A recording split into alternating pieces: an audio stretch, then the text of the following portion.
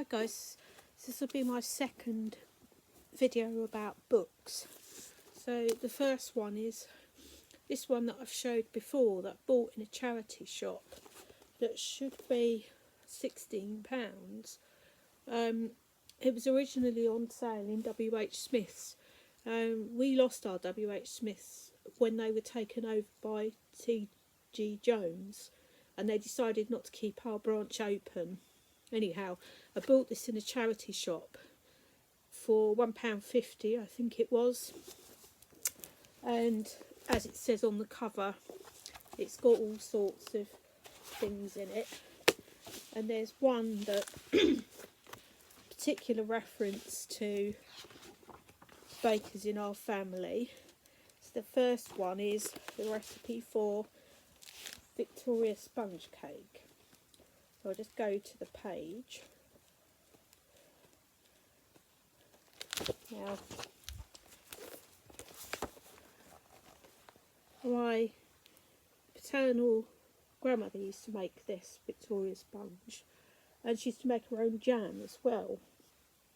It was also one that my maternal grandfather made. Now, he was a professional baker, and my mum was okay at cooking, but she didn't have the patience to do very much.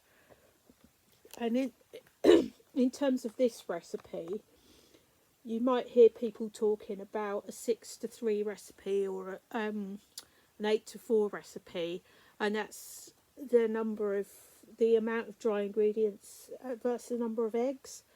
And Mum could never remember what the standard recipe was for the Victoria sponge, and I can always remember my granddad quoting it back at her: 6 of everything, i.e. the dry ingredients and the fat, and 3 eggs. And obviously you make it bigger, you add 2 more ounces for each egg you add, which is where the 8-4 comes in. And another recipe that they've also got in here is the jam. Now that, if I can find it,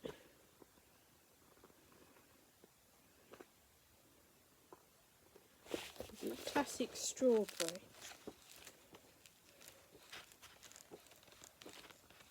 So it's the classic strawberry. So as I said, my paternal grandmother used to make this, and she used to do it with whole strawberries. And my dad, her only son, used to always dig about in the pot for the biggest, for the whole strawberries. Oh look, it came out on the knife, he used to say. Because both her and my paternal grandfather had an allotment. They used to have an allotment, and he was a groundsman for the nearby Air Ministry camp. So he knew quite a bit about gardening and stuff, unlike my dad, who didn't. He'd been known to cultivate weeds and feed them and bring them on, and one day when they came to visit, my granddad said to him, "Here, boy, that's a weed." He was obviously, and I know a lot of people say a weed is a flower that's grown in the wrong place, but I can't remember what this was. I mean, it wasn't something obvious like a dandelion or something, but it was definitely not something that you would expect to be cultivating in your garden. So that's that book, and as you can see, this one is pretty much in new condition, so to get it for £1.50 was quite something. So that's that one. And then today I finished this book, The Storyteller of Casablanca. It's another one of these split timeline things, so it goes between 2010 and 1941 to 42. So as it says, it's Casablanca. The storyteller was what was called a dream teller, and there are 2 characters in this. So the 1940s character is a 12-year-old girl called Josie, and they have fled from France to Casablanca because they're trying to get to America. And she writes a diary because her father gives her a diary journal to write in, and she did it for a while and then it stopped. She wrote for about a year, and she was going to take it with her when they sailed on to America, but they had to leave in a rush, so she had to leave it behind. And she also left behind a wooden box with various pieces that meant something to her.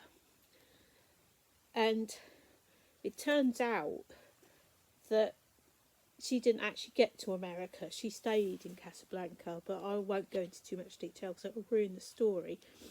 But the modern day person who found this box and a diary under a floorboard in what we're told is her daughter's bedroom, and you don't find out until the end that there's a mystery about her little girl and how it nearly split her marriage up, and because she thought that he was seeing her best friend, but she's totally got the wrong end of the stick. And it was quite a quick read, even though it was 298 pages. There's a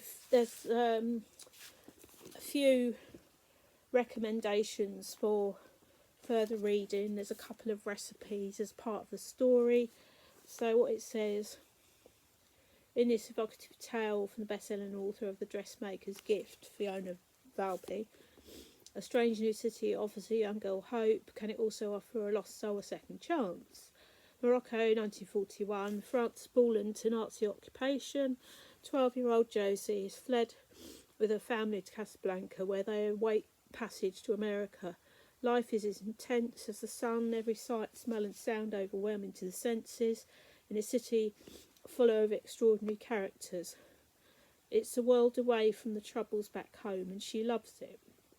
70 years later, another new arrival in the city is struggling with her marriage, her baby daughter, and a new life as an expatriate in an unfamiliar place.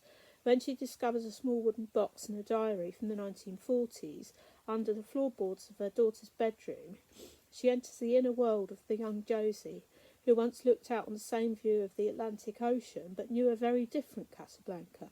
It's not long before Zoe begins to see her adopted city through Josie's eyes. But can a new perspective help her turn tragedy into hope and find the comfort she needs to heal her broken heart?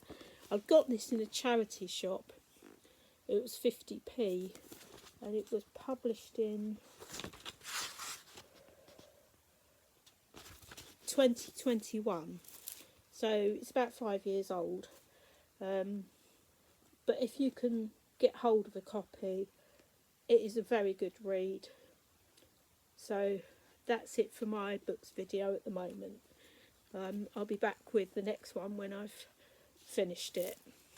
Okay, bye for now.